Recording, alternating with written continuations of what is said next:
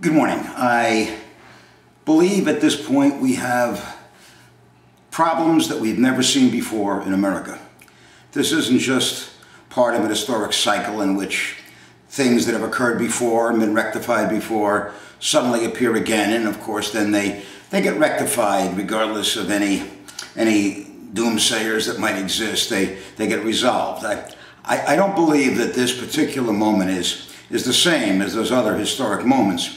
I believe that America, the nation that we've known and loved and has provided so much benefit to us individually and to the world as a collective whole, is seriously threatened with demise. Demise does not mean that it will no longer exist. There will be a place called the United States of America. The demise in a sense of influence, demise in a sense of impact, demise in a sense of value derived. Right now, the major reason this is happening we would typically define as economic or perhaps cultural or some other variations, and those are certainly specific issues that need to be discussed and debated. But ultimately, the major problem we have, and the one I'll be talking to you about today and through subsequent YouTube videos, is the death of our Constitution. We're not at this point talking about just the Constitution being rewritten. We're not talking about it being a living document. We're not talking about it being somehow used within a contemporary world in a manner that is necessary, that would not have been understood by our founding fathers. We are talking about the death of our Constitution. We are talking about it no longer having any influence.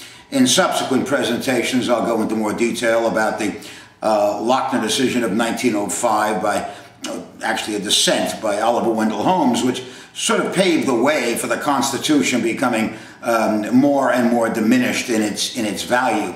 As it stands right now, I would honestly believe that if you ask many Congress people, if you ask many members of the Supreme Court, what would the Constitution deny to the federal government as an action they could choose? And I've heard this question asked, and there is no answer given. Apparently, given the right set of circumstances, it is believed that the federal government can do whatever it decides is necessary. That's called tyranny. That is not a nation of law. The reason our Constitution has been so valuable is because it has prevented what we might call the imposition of the tyranny of today. That is, we have current issues, and some of these issues are extremely important. Others are built up beyond their importance. But we are then in a model in which we act in a strong way, an unconstitutional way, because we have to have something resolved immediately today that is not allowed for or provided for or legally documented as a methodology that the Constitution would allow. We have, therefore, not a Constitution which is of we the people. If the executive talks about the Constitution, he sees himself as he the people. And if the Congress or the Supreme Court talk about this document, they are really talking about they the people. They no longer see the Constitution as a constraining document. You will never hear anyone in Congress or the Supreme Court or the executive branch certainly say, well, you know, I can create a case in which this action is good, perhaps even definably desirable, but we can't do it because it is prohibited by the Constitution. And of course, that's what the Constitution does. It protects us from the expediency of short-term decisions, the tyranny of today. It has given us the stability to survive as a major nation over the last period of over 200 years. Can it be revived? That's a question that's a political question, but it also is a philosophic question. If it can be revived, we have to understand first and foremost that the Constitution is who we are.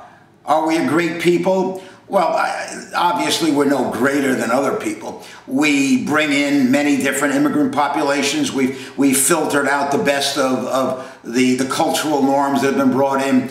But without that Constitution as our defining anchor, as the document that unites us and gives us the dignity of our positions, it always puts us on the right side of historic issues. There are many great things that are on the wrong side of historic issues. The Army of the Confederacy was a great army, but it was on the wrong side of history. The Waffen-SS was a great army. The Wehrmacht was a great army, but it was on the wrong side of history. Our Constitution, because of its greatness, because of its the way it ennobled the individual, the way it restricted government, has put us in almost every discussion on the right side of history. It doesn't mean we've been right every single time, but it means as we play through the issues that create a better world, America has always come out on the right side of history until now. At this point, we have given up on the Constitution. We've given up on its restrictions. We've said the Founding Fathers were agrarians who didn't understand the world in which we live. Well, they did understand human behavior. They did understand that the notions of behavior stay permanent. They did understand that federal governments, or as it is now actually, a national government, needs to have a restraining order. It needs to have some limitation on its actions. We the people, individuals in that nation, do not. We have all of the rights until this Constitution said to the federal government, in these limited areas, only under very serious provocation can you, in fact, intrude on the rights that the people already have. You did not give the people those rights. Those people had those rights. You, the government, are not the country. You, the government, are essentially a contemporary caretaker of our country. But you are not the country. Our Constitution is who we are. Our Constitution is our country. Over the centuries, the Supreme Court has played a major role in dissolving the implications of the Constitution. They have taken the Commerce Clause and extended it far beyond anything the Founding Fathers would have considered. It's not just a matter of not understanding exactly the semantics of what the Founding Fathers had to say. It is totally working around everything they suggested. It is finding loopholes of the most incredible legal sort to work around what the Founding Fathers intended. The Commerce Clause has been applied in such a broad manner that it's almost impossible to believe that the Supreme Court can rule that anything does not fall under the Commerce Clause. The General Welfare Clause has been extended to include every action of government that can be in any way suggested as helping anyone. It's an interesting subset of this discussion to understand that the General Welfare Clause was a restriction on government. There were 18 enumerated powers given to the government by the Constitution through the authority of the states. And what they said is these enumerated powers cannot be acted on unless they satisfy the general welfare. In other words, you have these 18 powers, but you can't even use them, essentially, unless they satisfy the general welfare. We have the eminent domain extension, where in fact private property, for all practical purposes, has been eliminated.